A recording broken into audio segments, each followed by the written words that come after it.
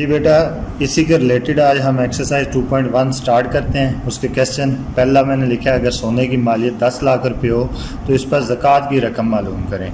तो इसको सॉल्व कैसे करना है? सोने की मालियत पहले लिखेंगे, वो 10 लाख रुपए दी हुई है। बाकी क्वेश्चन में सोने की जगह चांदी की मालियत दे सकता है, या ये 10 लाख की जगह 2 लाख दे दिया, 3 लाख, रकम कुछ भी हो सकती है। तो आपने उसके बाद सेकंड स्टेप में लिखना है शरह ज़कात। वो हमें पता है कितनी है, 2.5%। हमने ज़कात की रकम मालूम करनी है, तो वो कैसे निकालेंगे? जो उसने मालियत दी होगी उसको ज़रब 2.5/100 कर देना है। तो ये 2 0 इससे कैंसिल हो जाएंगे, बाकी 10,000 बचेगा। ज़रब 2.5, इसका इशारियात हम करेंगे, 1 आ जाएगा। आगे एक हिंस है, 1 0, ये 0 0 से कैंसिल हो जाएगा। 1000 ज़रब 25, तो 1000 को 25 के साथ ज़रब देंगे तो ये 25,000 रुपये जो है ज़कात आ जाएगी। 10 लाख रुपए का अगर आपके पास सोना पड़ा हुआ है तो उस पर ज़कात बनती है 25,000 रुपये।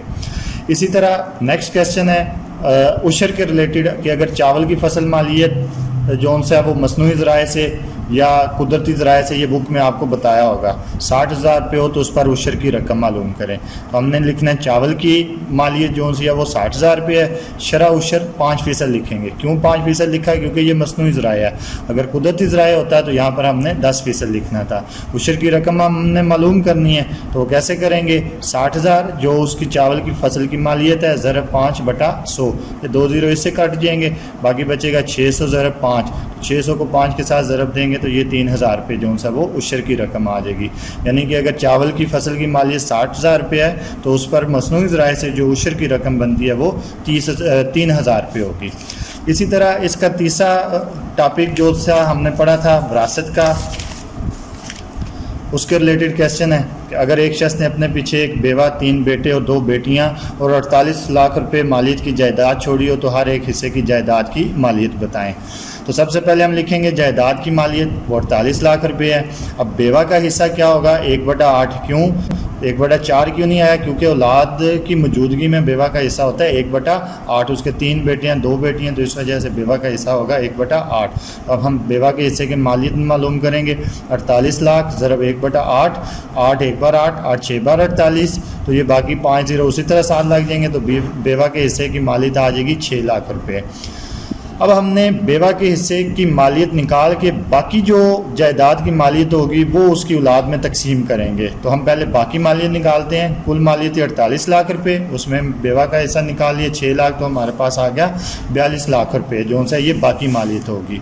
अब ये हमने उसकी औलाद में तकसीम करना है, तो हम लिखेंगे बेटों और बेटियों के हिस्सों में निस्बत 3 बेटे हैं, 2:2 और 2 बेटियाँ, तो उनकी निस्बत क्या होगी? 1:1। तो हम इसी निस्बत को जमा करेंगे, निस्बती मजमूआ आ जाएगा 2 + 2 + 2 + 1 + 1 8।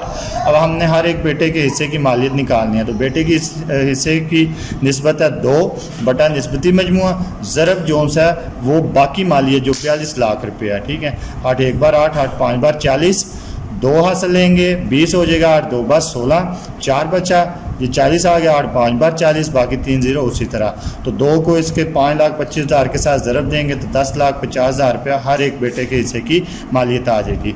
इसी तरह हमने हर एक बेटे के हिस्से की मालियत निकालनी है, तो बेटी के हिस्से की मालियत जो है वो उसकी निस्बत है 1 बटा निस्बती मजमूआ 8 ज़रब जो बाकी मालियत है 42 लाख, तो ये हमारे पास आएगा 5,25,000 रुपये। यानी हर एक बेटी को हिस्सा मिलेगा 5,25,000 रुपये, हर एक बेटे को हिस्सा मिलेगा 10,50,000 रुपये, और बेवा का जो हिस्सा होगा वो कितना होगा? 6 लाख रुपये। तो ये बच्चे आपका इस एक्सरसाइज के 12 क्वेश्चन हैं। 12 के 12 जो उनसे हैं वो मैंने आपको इसके रिलेटेड जो थे वो बता दिए हैं, आपने खुद इसकी प्रैक्टिस करनी है। तो अगर ये जो डेफिनेशन है और ये क्वेश्चन अगर आपने सॉल्व कर ली तो इंशाल्लाह बोर्ड का आपका 12 नंबर का जो उनसा वो पेपर है कन्फर्म हो जाएगा। आपने बाकी क्वेश्चन खुद सॉल्व करने, अगर किसी क्वेश्चन में प्रॉब्लम हुई तो नीचे वो कमेंट्स में आप पूछ सकते हैं।